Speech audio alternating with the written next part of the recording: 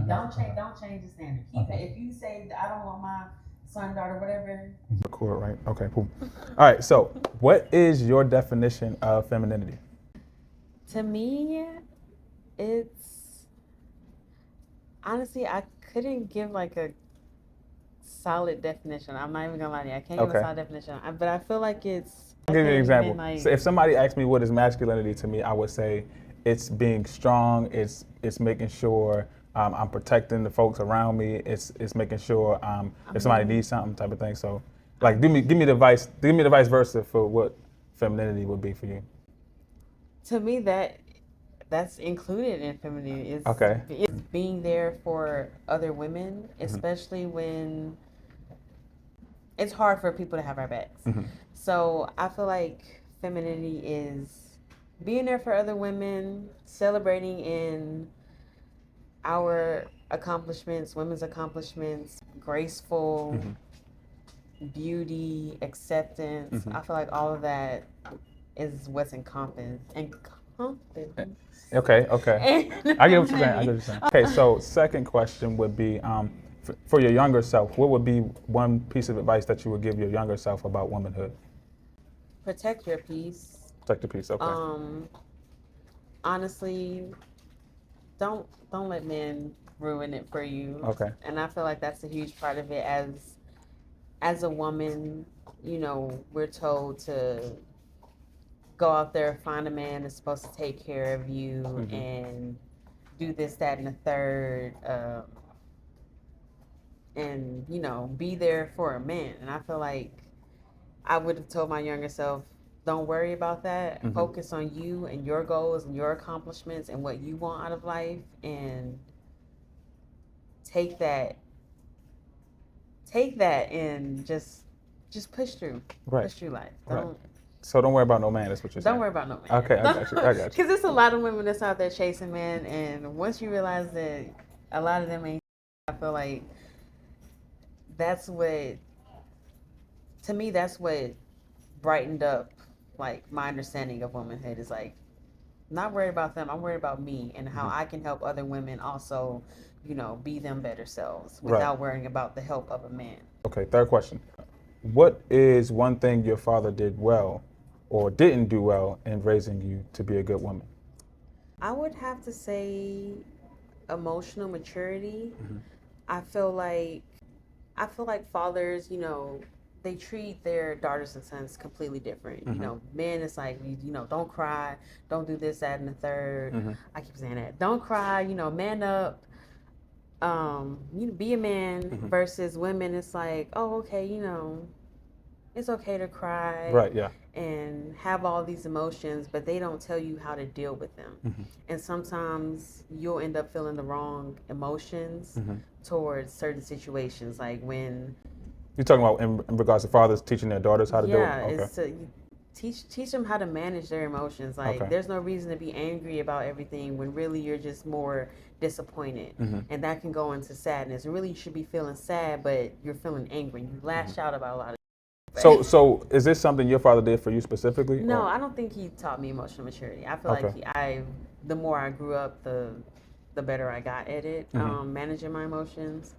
I will say one thing my father did do well was providing. I'll say that. He did provide, you know, as much as he could, despite the circumstances that we've been in. He was there for us when we needed him most. You know, we had roof over our heads, clothes over our back. But then, you know, that's the bare minimum that a father is supposed to do. Okay. That goes into my fourth question, which was, what do you think fathers should know about raising daughters specifically? And it seemed like you touched on it already, which was teaching them emotional management. Yeah, that the same thing you would do for your son, try to also have that for your daughter. Don't keep them separate. You know, I hate when fathers are like, oh, well, my son can't do this or my daughter can't do this and that. That's a child first. You have brothers? I have one brother. He's the oldest. So you're saying that fathers should treat their daughters and sons the same way? Yeah, that's a child first. Now, there are, you know, social things that are different. You know, women and men's social experiences are different. And I hate that for us, to be honest. But ultimately, the same morals and values that you want your son to Mm-hmm. have that for your daughters as well. Gotcha. And if it's something that you like, well, I don't want my daughter doing this, that should the same thing should apply. For So don't change the standard. Like if you have a standard. thank you. I got Don't change. Okay. Don't change the standard. Keep Okay. it. If you say that I don't want my son, daughter, whatever, keep that the same Okay. for all of your children. Gotcha, Don't lower gotcha. that. Gotcha. Okay. All right. Okay. What was your name again? Ebony. Ebony. Nice to meet you. Ebony, I'm Nice to Tim. meet Thank you. you so much, Ebony, for your. I could have did a lot. For Thank you so much. Did anything stand out to you all from what she said? I get what she meant by I get what she meant by don't worry about the boys, Mm-hmm. cause like a 3-year-old would say, when I grow up, I want to get married. But if a 13-year-old came up to her dad and said, I want to get married, but I don't want any kids, that's serious. You shouldn't have to worry about that at 13. Not at 13. No, I think what she meant by that, not focusing on boys, was it'll come at a later time, and it's and right now or at the young age of which you all are, it's just a distraction, unless y'all are about to get married. Even if you are, because people get married at 13 and 12 and stuff, but not y'all. So in different cultures and whatnot. But anyway, she's saying it's a distraction right now for you to be putting that much energy into trying to figure out that whole dynamic, because it's a lot for you to unpack right now at such a young age. So you should be focusing on other things like your education, like work, like becoming a good woman, building your character, and then you can focus on, letting somebody else into your life. So, what about you, Juby, Tina? Anybody? I think that I don't get why men shouldn't cry. Oh, because typically that is seen as a feminine trait, but if men didn't cry, that wouldn't be humans, right? I think that God gave us that ability to cry because it's important for us to be able to release that emotion and not be a robot. Actually, if you don't cry, you never release. There's a certain stress hormone that's released when you cry. You would explode if you cry. Yeah, No, I think you. might drop a vital or something. No, that's not what happens. But it is a way to release stress. Crying is a way to release stress. Like, does it build up if you don't cry? That stress builds up. Yeah, you have to release that stress some way, whether it be through, I don't know, punching a bag or whatever. But that is an emotion that God gave us to be able to utilize, and to not be able to utilize that emotion causes health problems actually. So you probably see a bunch of men walking around with health issues because they don't know how to release stress, and crying is a way to release stress. So, but most of the time the world sees that as a feminine trait, crying. So so a lot of men walk around trying to be strong, trying to show like they're strong, but it's just a facade. But to be walking around all the time, walking around with all your emotions, showing all of your emotions, that is a sign of weakness. You do need to be able to have self-control. That's like the Bible says, there's a time for everything. So there's a time to cry, there's a time to laugh. But if you never had that time to cry, then you're missing out on emotion that God gave you to utilize as a man. So, but yeah, long story short, most of the time the world sees crying as a weak trait, a feminine trait. But men, God gave us the ability to utilize that trait as well. So we need to use it more. If it's a feminine trait, aren't they calling girls weak? If it's a weak trait. No, Yeah. say that one more time. If crying is a weakness trait to women, does that mean women are weak? If crying is a weakness trait for women, so in the video, did she say that crying was bad for men or for women? Well, she said that fathers tell their sons try not to cry Mm-hmm. because it's like a weakness trait for women. Yeah, so it's a sign of weakness for men if they're always crying. To cry at some point or in different situations is okay, but some men teach their sons never to cry, which is bad. And if crying is for women, it's not that it's a weak trait in of itself. It's just that women are typically more emotional than men, and so they don't want any signs of crying or emotional intelligence in their sons sometimes. So they just teach them don't cry at all. But that's bad to teach your son to never cry. They'll be held to what's called emotional incarceration, meaning you won't ever know how to use your emotions intelligently. That's not just a trait for women, it's a trait for men as well. But typically it's seen as weakness in men. It's not a weak trait, but if a man does it, typically the world says that that's weak, but that's not true.